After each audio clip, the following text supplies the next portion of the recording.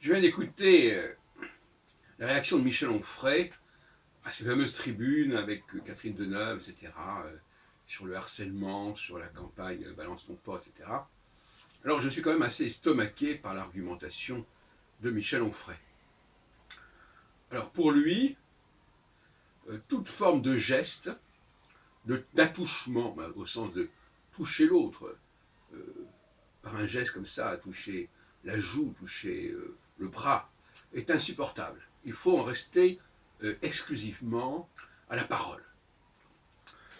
Alors, premièrement, je vous rappelle mes théories sur le viol, à savoir que la parole aussi est un viol, déjà. Et peut-être même plus insupportable que le geste. Quelqu'un qui fait un geste, et d'ailleurs, entre parenthèses, les femmes comme les hommes peuvent avoir des gestes envers l'autre, par rapport à l'autre, c'est pas réservé aux hommes.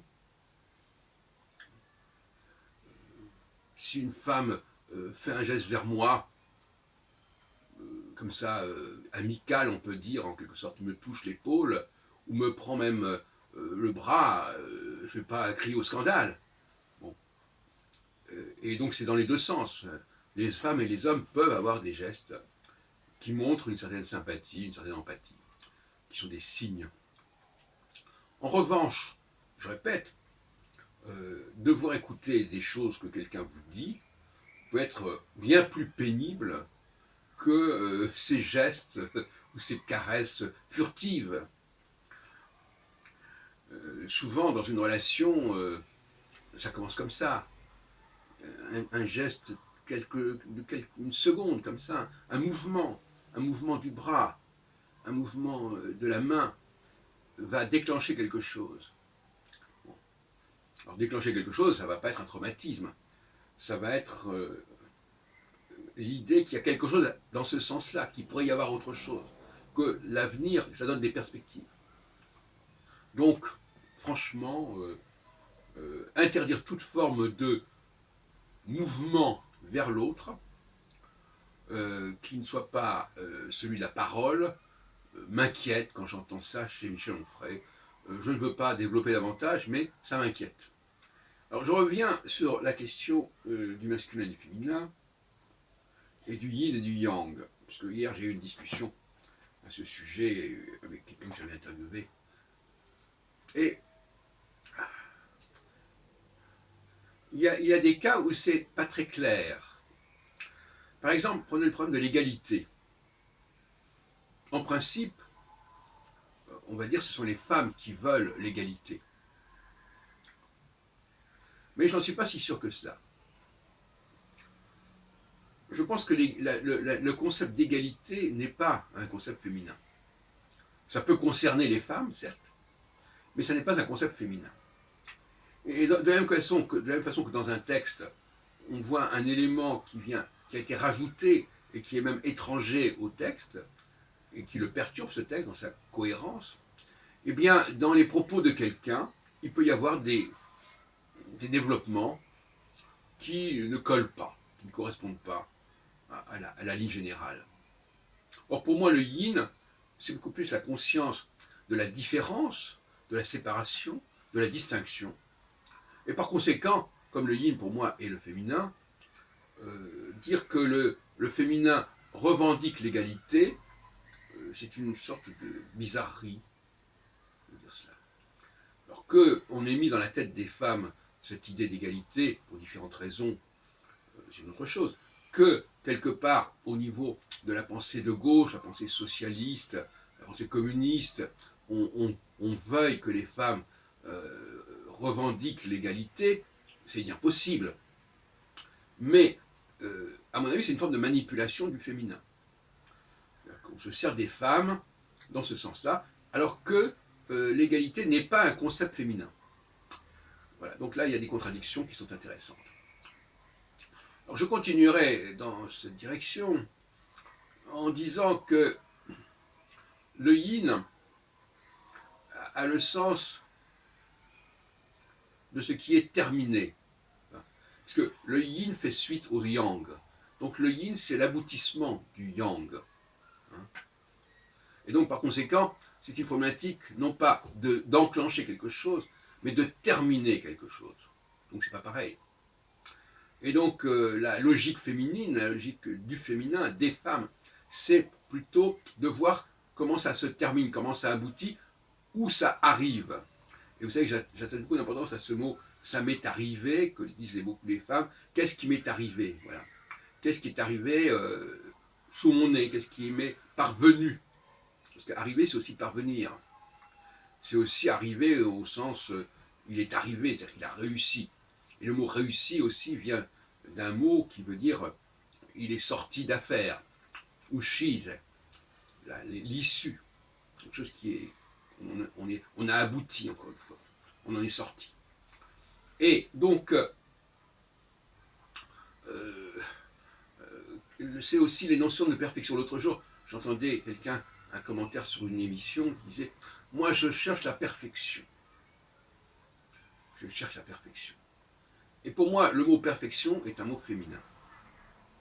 Parce que l'homme, il est plutôt dans ce qui est en chantier, ce qui est en préparation, ce qui est en gestation même éventuellement, mais pas ce qui est abouti. L'aboutissement, c'est un peu, comme on disait dans mon enfance, l'inspection des travaux finis. Bon, c'est terminé, voilà, maintenant on le prend, c'est pas?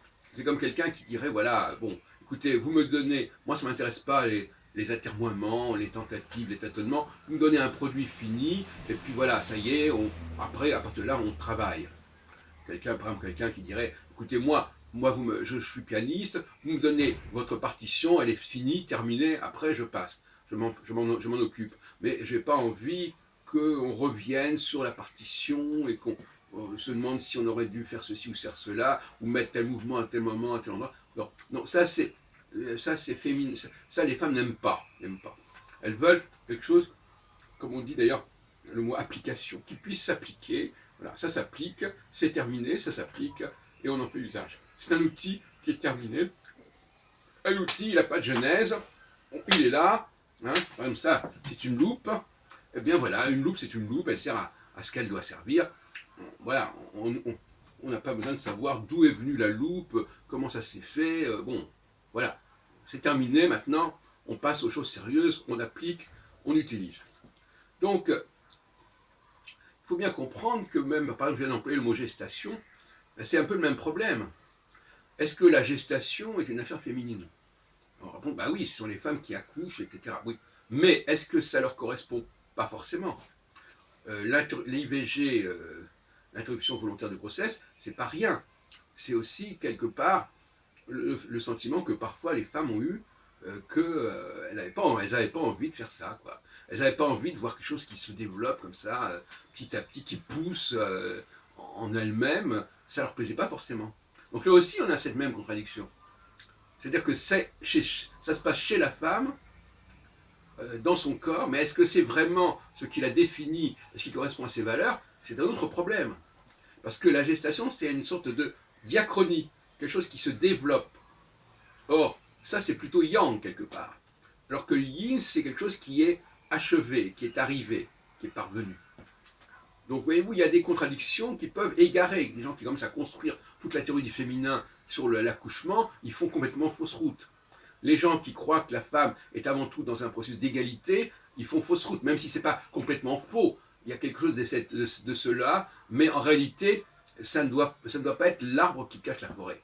Et la forêt, c'est beaucoup plus que cela. La forêt, c'est l'esprit yin, c'est l'esprit qui consiste à séparer, à ne pas vouloir tout comprendre, tout appréhender, tout englober, mais à en rester à un certain nombre de choses qu'on a sous les yeux, qui nous sont arrivées, qui sont là. Ça, c'est les femmes qui pensent comme ça. Et quand elles se rencontrent, elles parlent de ce qui leur est arrivé, et ce qui n'aurait pas arrivé, ben, ça n'existe pas vraiment, finalement. C'est un peu le flou, ce que je disais l'autre jour à une personne, c'est un peu le schizophrène ce qui n'est pas lui, qui ne vient pas parvenu à lui, ça reste dans une sorte de flou, voilà, artistique. Ça existe sans exister autour, mais c'est très imprécis, c'est évanescent.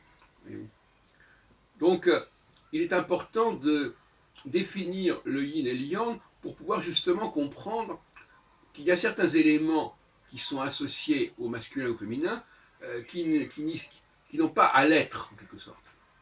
Tout à l'heure, je parlais, à propos de Michel Onfray, pour terminer d'ailleurs, de l'utilisation du corps. L'utilisation du corps, c'est pas réservé aux hommes. Hein. L'utilisation de la main n'est pas réservée aux hommes.